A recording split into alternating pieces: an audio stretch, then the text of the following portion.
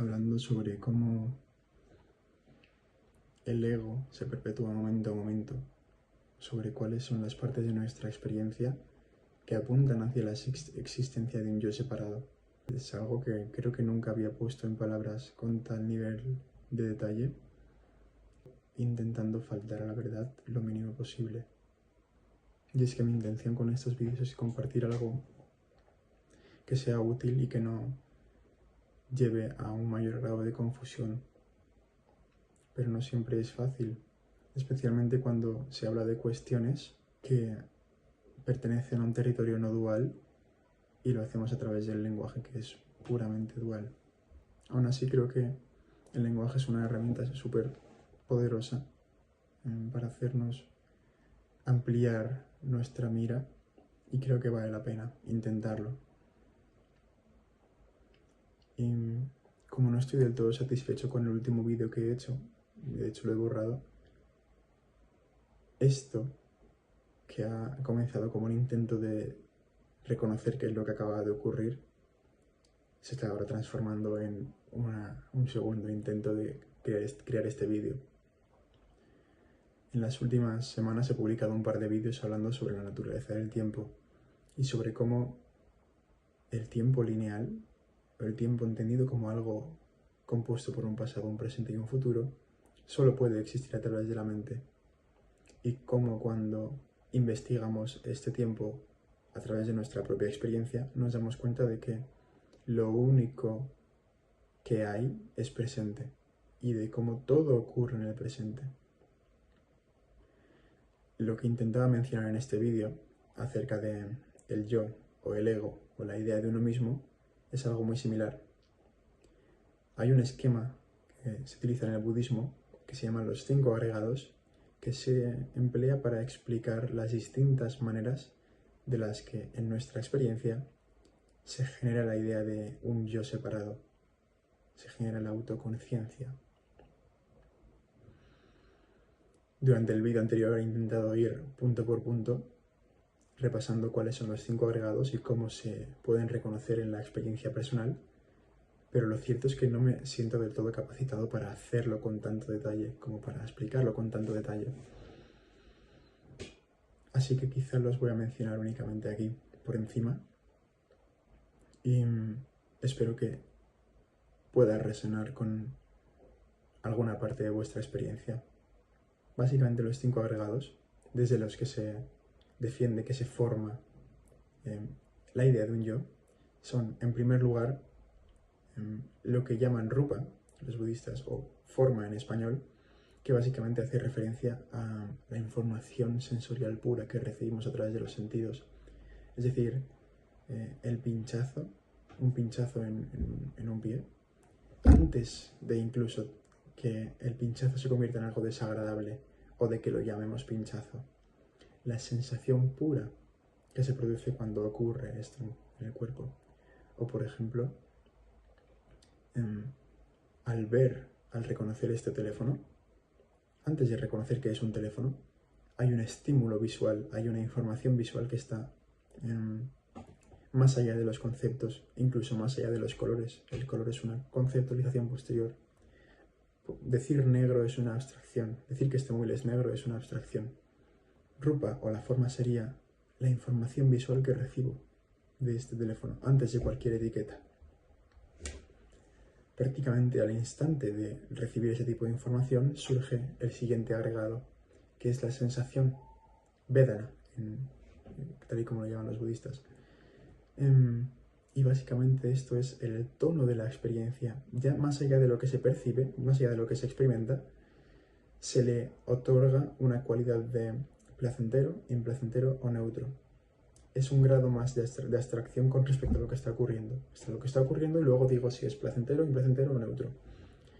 Esto puede producir algún grado de identificación porque en cuanto a algo es placentero o implacentero, hay alguien para quien eso está siendo placentero o implacentero. Implícitamente dentro de esta categorización de la experiencia como placentera o implacentera, genera una referencia hacia uno mismo.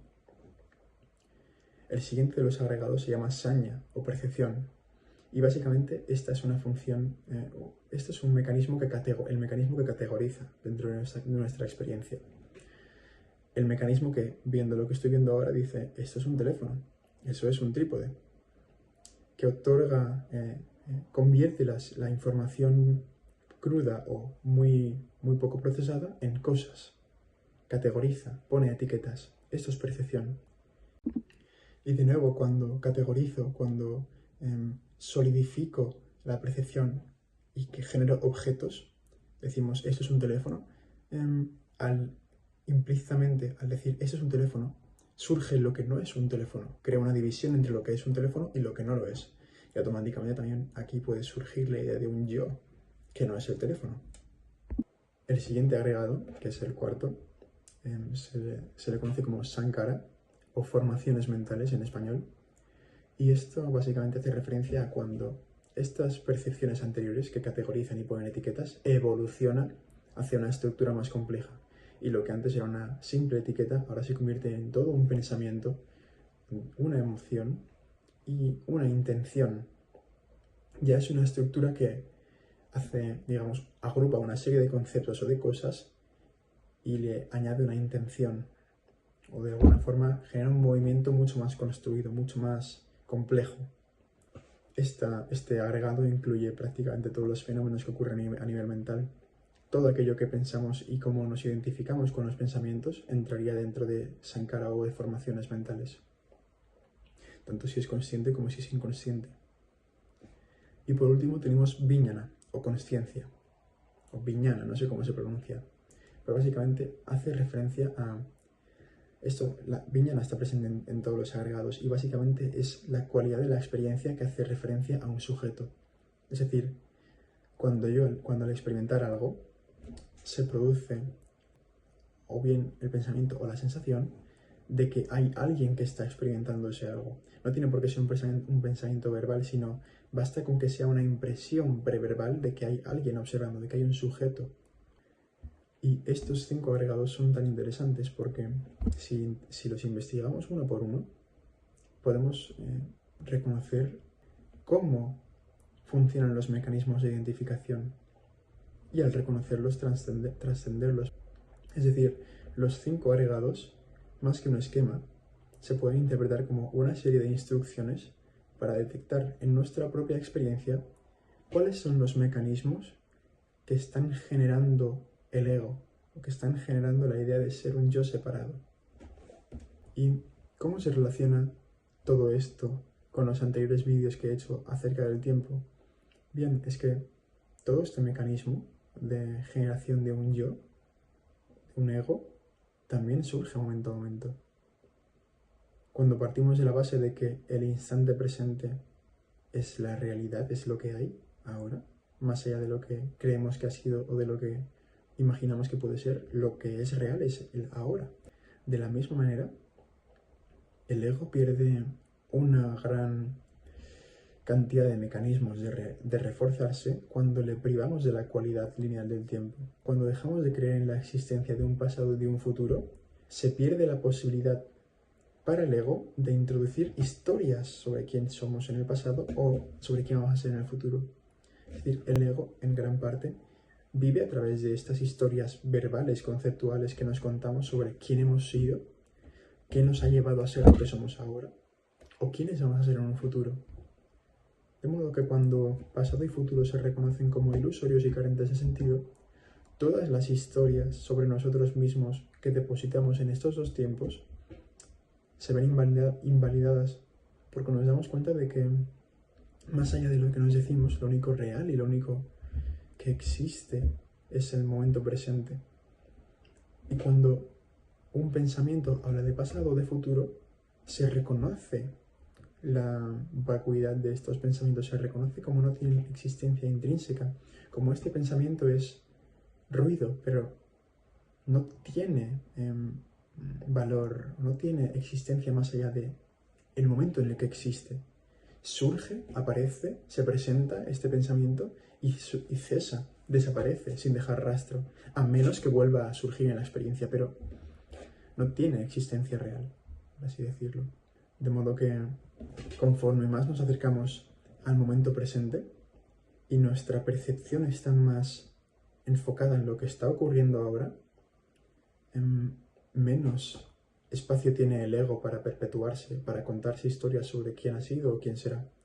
Cuanto más contacto hay con la inmediatez de la experiencia, con lo que está ocurriendo ahora, con las sensaciones que están aflorando, sin categorizar, sin crear formaciones mentales, sin crear preferencias y sin crear una división objeto-sujeto, lo que ocurre es que estamos más en contacto con lo que ya es, con este instante eterno, que ni siquiera es un instante, porque no puede ser capturado, no puede ser congelado, porque es eternamente cambiante.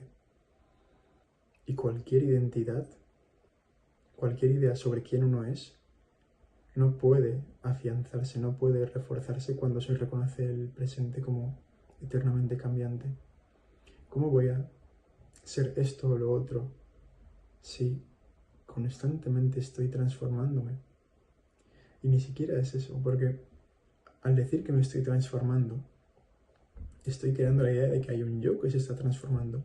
Eso es lo que hace el lenguaje constantemente, por la manera de la que está construido, apunta a la existencia de un sujeto que recibe la carga experiencial.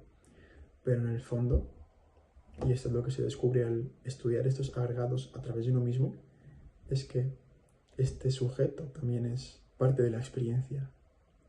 No es algo separado de la experiencia que la esté observando, sino que es la experiencia misma, reconociéndose a sí misma.